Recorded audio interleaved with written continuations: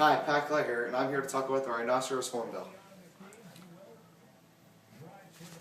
The rhinoceros hornbill natural habitat is low dense evergreen forest, hill, dipterocarp forest, and sections of log forest. The difference between the zoo habitat and the actual forest is that the zoo has larger trees for other animals, even though the birds are isolated because of their aggressive behavior. Also, it is a very small cage, so they don't have a lot of room to freely roam.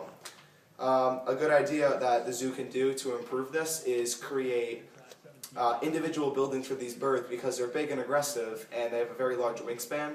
So in order for that, they need to have their individual buildings so they can roam freely. Also, what we can do is, since an example of their natural habitat is low dense evergreen forest, we can include more areas of that, of logs, and for the trees to be lower, just for these creatures. Some of the adaptations necessary, or as you can see here, on top of the beak there's a casque, and the point of a casque is to amplify sound to scare away predators. But if that does not work, another adaptation is that it has a very aggressive behavior, and that aggressive behavior scares away the animals for sure, because they are ready to fight, and I'm pretty sure they would lose.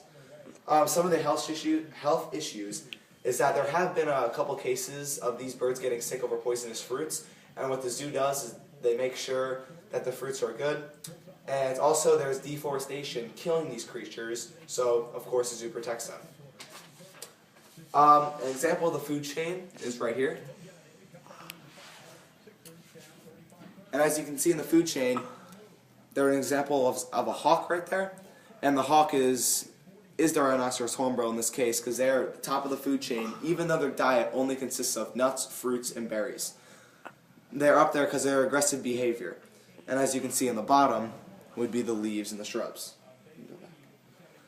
The scientific name for this is Buceros rhinoceros, and in its lineasis is year 1758. And this animal is not considered an endangered species, but as I said before, deforestation is clearly an issue in Borneo and the parts of Asia where they live. So if this continues, they will be considered an endangered species. And that should be it. I hope you learned a lot about the rhinoceros hornbill. And back to you, Mike.